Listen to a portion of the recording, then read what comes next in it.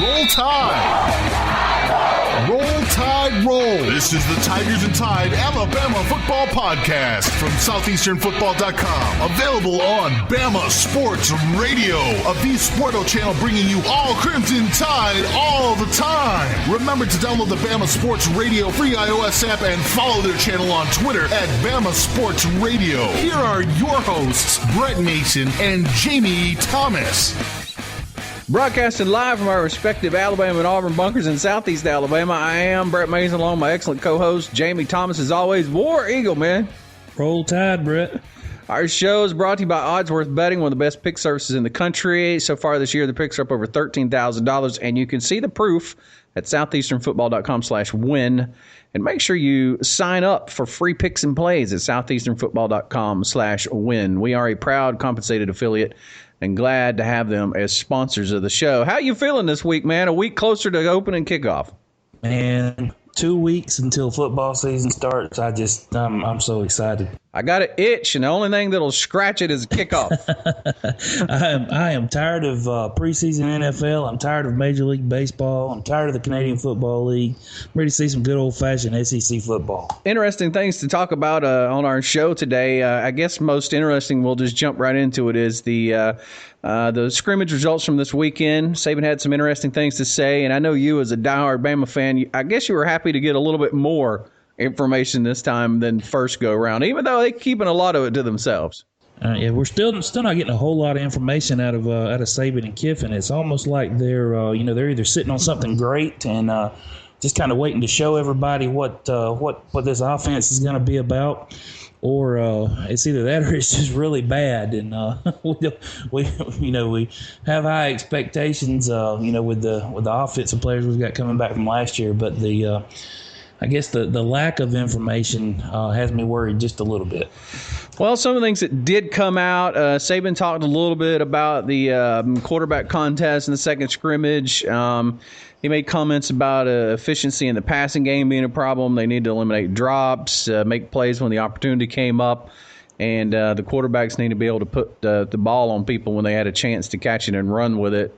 Precision. Said he was looking a little bit more than that, and I found it interesting that he actually gave how many snaps each quarterback played right down to the quarterback, except there was one notably missing from the discussion this week, if you think that means something.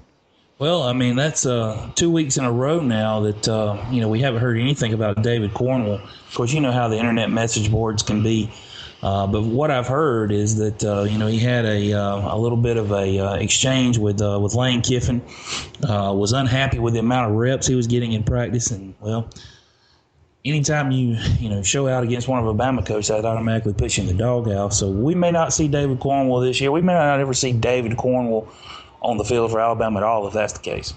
It's interesting the path of that quarterback situation is taken with all the speculation, and unlike a lot of seasons where it's just really a lot of smoke and people guessing, it just really seems like there's an issue going on there. I wrote an article for the Bama part of the website this week where I 100% guaranteed that Coker would be the starting quarterback, but I wrote that before the post-scrimmage comments.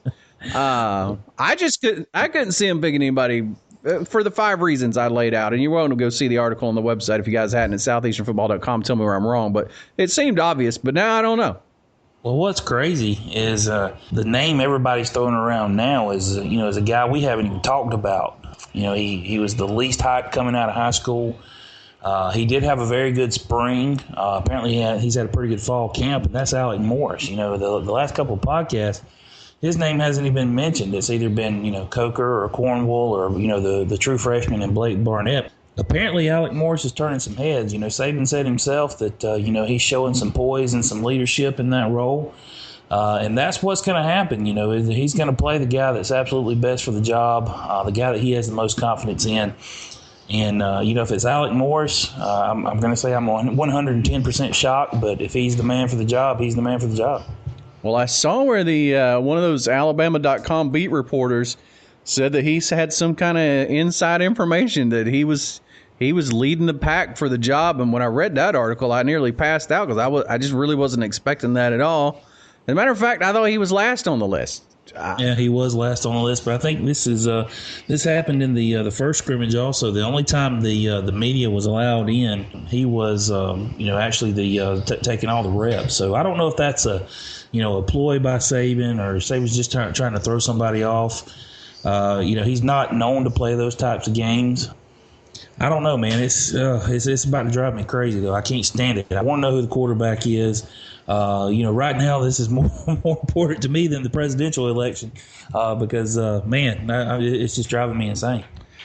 Well, moving on to some of the other things that came out from post-scrimmage conference with Saban. He talked a little bit about the defense, and he mentioned some players specifically. Darius Stewart, he talked about having a good day and talked about how many catches he'd made and some great things he'd done in the scrimmage. He talked about place kicker Adam Griffith, who apparently had some pretty good field goals, 53 and 52 yards. I know Bama fans will be happy to see something like that. We'd be happy with anything over 30 yards right now. I mean, it goes back, a couple of years ago. Of course, the kick six, as much as I hate bringing it up, to see a field goal, anytime a kicker takes the field for Alabama, and it's more than just a chip shot. And in a lot of cases, even chip shots, it just kind of makes us nervous. It's hard to watch. That problem's been going back for a long time, man. If we can get some consistency out of Griffith and, he gets that confidence, it will be a nice weapon to have in a close game.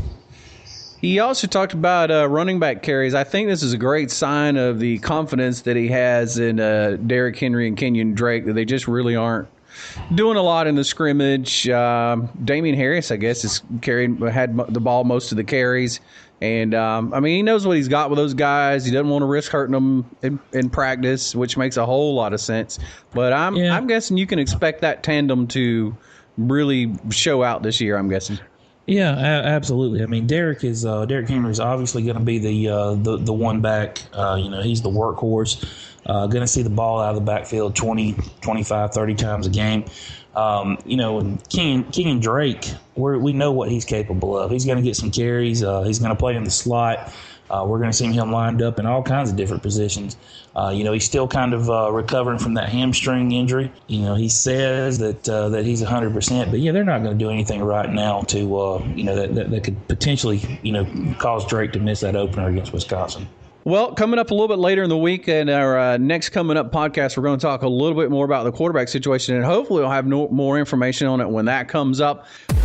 Roll Tide! Roll Tide Roll!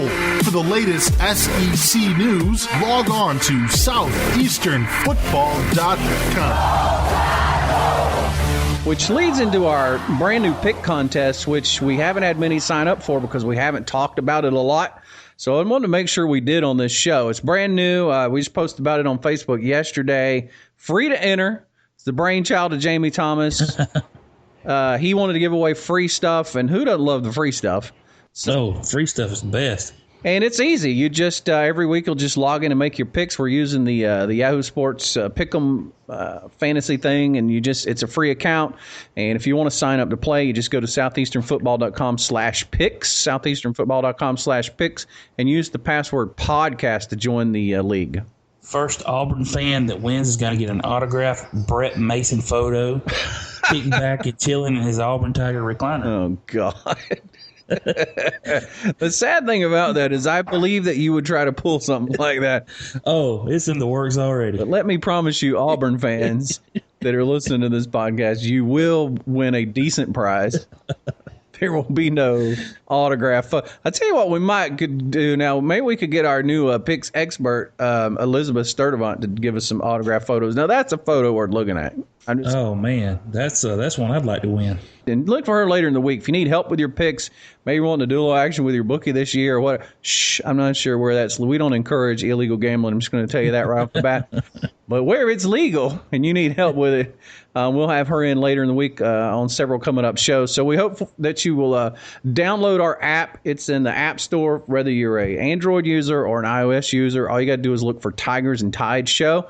It'll come up. And every time a new podcast of ours is published, you will get notified about it right away. And if you want to know other ways you can subscribe to the podcast, all you got to do is head on over to our southeasternfootball.com page and just look at really any page. You read an article, listen to any of the previous podcasts, and you'll have links right there that'll tell you where you can go subscribe to our podcast. We appreciate you listening. We'll have another show coming up in 2 days right here. And again, a big shout out to everybody that's on the Bama Sports Radio Network. How happy are we to be a part of that? We were, for 2 days in a row, we were in the top 3 most popular podcasts last week. It's awesome. I'm not sure if everybody else was taking those days off or or what. It's fresh blood, man. I mean, they're going to be listening, and before we know it, they're going to be sending us all these questions and comments about how crazy we are. All right, buddy, we're out here. I'll talk to you on the next one. War Eagle, man. Roll Tide. Don't forget to follow us at Tigers and Tide 1 on Twitter and Facebook.com/Tigers and Tide. Also, be sure to follow Bama Sports Radio at Bama Sports Radio for the latest on Crimson Tide sports. Thanks for listening to the Alabama Football Podcast from SoutheasternFootball.com on Bama Sports Radio of the Sporto channel. Download our free iOS app. Just search for Tigers and Tide in the App Store. And subscribe to our podcast on iTunes, Stitcher, TuneIn, and iHeartRadio. Just search for Tigers and Tide. And for the latest SEC news, log on to SoutheasternFootball.com.